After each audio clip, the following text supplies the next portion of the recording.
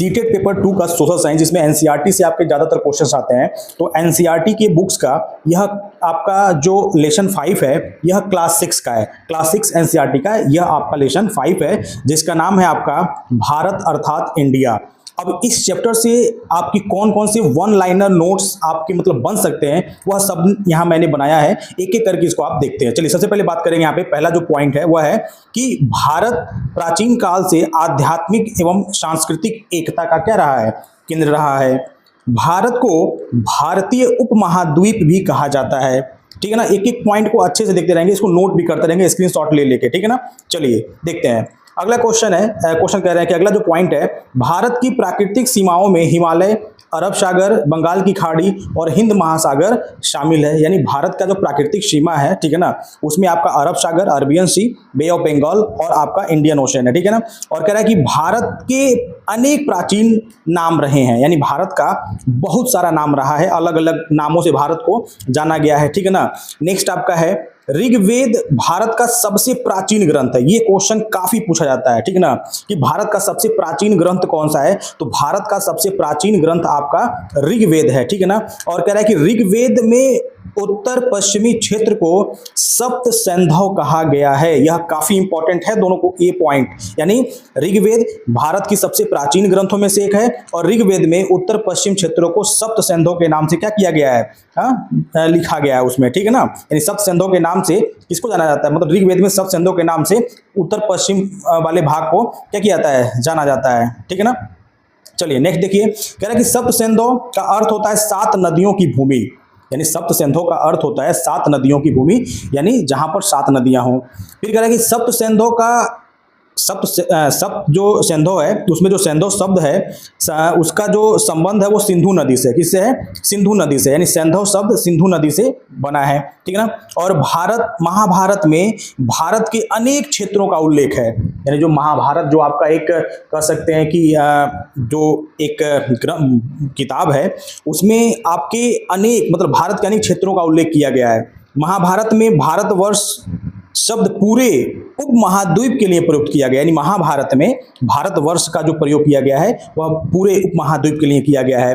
भारतवर्ष का अर्थ क्या है, भारत का देश। यानी भारतवर्ष यानी भारत का देश, भारत का देश, यानी भारत का देश जो है वह भारतवर्ष है। ठीक है ना, नेक्स्ट पॉइंट क्या है आपका, कह रहा है यहाँ पे कि भारत नाम का सबसे पहला उल्लेख आपको कहाँ मिलता है, ऋग्वेद में मिलता है। यानी ऋग्वेद में भरत नाम का उल्लेख मिलता है। ठीक है ना, सबसे पहला उल्लेख मिलता है वहां पे। जम्बू द्वीप भारत का एक प्राचीन नाम है। ठीक है ना, जम्बू द्वीप जो है वह भारत का एक प्राचीन नाम है। यानी ठीक है ना, भारतवर्ष भी आपका भारत का नाम है, जम्बू द्वीप भी है आपका। ठीक है ना, फिर कह रहा है कि जम्बू द्वीप का अर्थ है जामुन वृक्षों का द्वीप। यानी एक ऐसा द्वीप जहां पर जामुन के वृक्ष पाए जाते हो। यानी भारत को जम्बू द्वीप के नाम से भी जाना जाता था, और जम्बू द्वीप का अर्थ होता है जामुन वृक्षों का द्वीप। ठीक है ना, जामुन का जो पेड़ होता है। ठीक है ना, चलिए अब नेक्स्ट देखते हैं पॉइंट यहाँ पे। नेक्स्ट दिया है सम्राट अशोक ने अपने शिलालेखों में जम्बू द्वीप शब्द का प्रयोग किया है। ठीक है ना, इसको अच्छे से नोट कर लेंगे आप लोग। ठीक है ना, और अशोक का शासनकाल लगभग 250 ईसा पूर्व तक माना जाता है। और कह रहा है कि अशोक के समय जम्बू द्वीप में वर्तमान भारत, पाकिस्तान, बांग्लादेश, अफगानिस्तान के कुछ भाग शामिल थे। यानी जम्बू द्वीप में आपका भारत, पाकिस्तान, बांग्लादेश, अफगानिस्तान भी आते थे। विष्णु पुराण देखिए, विष्णु पुराण में भारत का भौगोलिक सीमा का वर्णन मिलता है। यानी विष्णु पुराण में भी भारत की भौगोलिक सीमा का क्या मिलता है, वर्णन मिलता है। विष्णु पुराण के अनुसार भारत समुद्र के उत्तर और हिमालय के दक्षिण में स्थित है। ठीक है ना, यानी जो विष्णु पुराण है यह कहता है कि भारत जो है ना वह समुद्र के उत्तर में है और हिमालय के दक्षिण में है। यानी समुद्र से ये नॉर्थ की तरफ है और हिमालय से आपका ये साउथ की तरफ है। ठीक है ना, चलिए नेक्स्ट पॉइंट की तरफ बढ़ते हैं। नेक्स्ट पॉइंट है, सारे पॉइंट्स एक एक बहुत इंपॉर्टेंट है। नेक्स्ट है दक्षिण भारत में भारत को भारतम भी कहा जाता है। यानी दक्षिण भारत में, साउथ इंडिया में भारत को यानी इंडिया को भारतम भी कहा जाता है। भारतीय संविधान की शुरुआत इंडिया डैट इज भारत से होती है। यानी भारतीय संविधान की जो शुरुआत होती है ना वो इंडिया डैट इज भारत, इससे शुरुआत होती है। ठीक है ना, और हिंदी में इसका रूप भारत अर्थात इंडिया है, ठीक है ना, भारत अर्थात इंडिया। संविधान किसी देश का सबसे सर्वोच्च क्या कहते हैं विधिक दस्तावेज होता है, यानी किसी भी देश का सबसे बड़ा कह सकते हैं कि दस्तावेज, ठीक ना, उससे ऊंचा कुछ नहीं, जिसमें कानून लिखे होते हैं।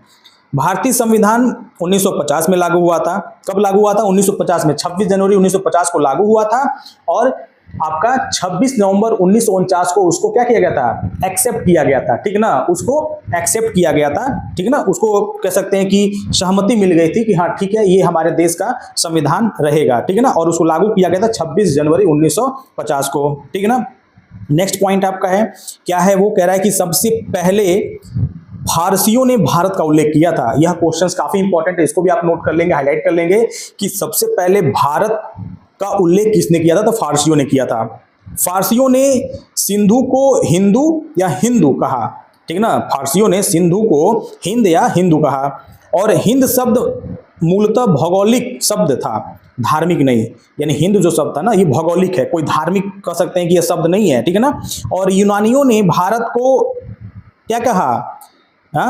इंडोई, भारत को, यूनानियों ने भारत को इंडोई या इंडिके कहा, ठीक है ना। और अंग्रेजी का इंडिया शब्द इन्हीं नामों से विकसित हुआ, और अंग्रेजी का जो इंडिया शब्द है इन्हीं नामों से विकसित हुआ। आपके यूनानियों के जो नाम ये दिया गया था, ठीक है ना, इंडोई और इंडिके, इससे ही आपका अंग्रेजी शब्द जो इंडिया बना भारत का, ठीक है ना। और अगला है आपका, इसमें कह रहा है कि चीनियों ने भारत को यूनतु कहा था, इसको नोट कर लीजिएगा, यूनदू, यानी चीनियों ने भारत को यूनदू कहा था, ठीक है ना।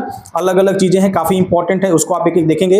अगला है आपका, चीनियों का भारत में मुख्यतः संबंध बौद्ध धर्म के कारण था, यानी चीन के लोगों का संबंध भारत से केवल और केवल बौद्ध धर्म के कारण था। और आज तो मतलब कह सकते हैं कि चीनियों के लिए हमारा भारत एक बहुत बड़ा मार्केट है, अपने सारे सामान वो भारत में ही ला के बेचते हैं, ठीक है ना। अब देखिए, कह रहा है कि हिंदुस्तान शब्द लगभग 1800 वर्ष पहले एक फारसी शिलालेख में मिला था, ठीक है ना, हिंदुस्तान शब्द, ठीक है। और चीनी यात्री जो हेन सांग था वो 7वीं शताब्दी में भारत आया था, ठीक है ना। और हेन सांग ने भारत में 17 वर्ष बिताए थे। हेन सांग अनेक बौद्ध ग्रंथ चीन ले गए, मतलब हेन सांग मतलब बौद्ध ग्रंथों को चीन ले चला गया, साथ में बहुत सारे अनेकों बौद्ध ग्रंथों को। हेन सांग संस्कृत ग्रंथों का चीनी भाषा में क्या किया? अनुवाद कराया, ठीक है ना। और भारत का नाम विभिन्न भाषाओं में अलग अलग रूपों में क्या होता है? मिलता है, ठीक है ना। चलिए नेक्स्ट देखते हैं। नेक्स्ट क्या है? कह रहा है कि अंग्रेजी में भारत को इंडिया कहा जाता है। फ्रेंच भाषा में भारत का नाम क्या है? इंडे है, ठीक है। फ्रेंच में, ठीक है ना, फ्रेंच भाषा में भारत का नाम क्या है? इंडे है, ठीक है ना। और भारत की पहचान उसकी भौगोलिक, सांस्कृतिक और ऐतिहासिक एकता से होती है, ठीक है ना।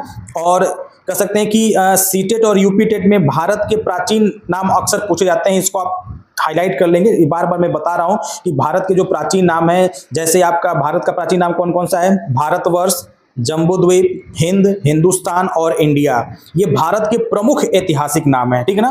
तो इसको आप नोट कर लेंगे, भारतवर्ष, जम्बूद्वीप, हिंद, हिंदुस्तान और इंडिया, यह भारत के क्या है? ऐतिहासिक नाम है। तो सीटेट यूपी टेट में ज्यादातर क्वेश्चन इसमें से आते हैं, ठीक है ना, तो आप इसको नोट करेंगे अच्छे से हाईलाइट करके। चलिए नेक्स्ट देखिए, कह रहा है कि सिंधु नदी भारत के कई ऐतिहासिक नामों का आधार रहा है, ठीक है ना। जो सिंधु नदी है वो भारत के कई ऐतिहासिक नामों का क्या बना? आधार बना, एक बेस बना। और कह रहा है कि भारत का नाम समय के साथ बदलता रहा, लेकिन इसकी सांस्कृतिक पहचान बनी रही। अब देखिए यहाँ पे कुछ बता रहा है कि परीक्षा के लिए सबसे महत्वपूर्ण क्या है। तो परीक्षा के लिए सबसे महत्वपूर्ण क्या है आपका? ऋग्वेद, क्या है?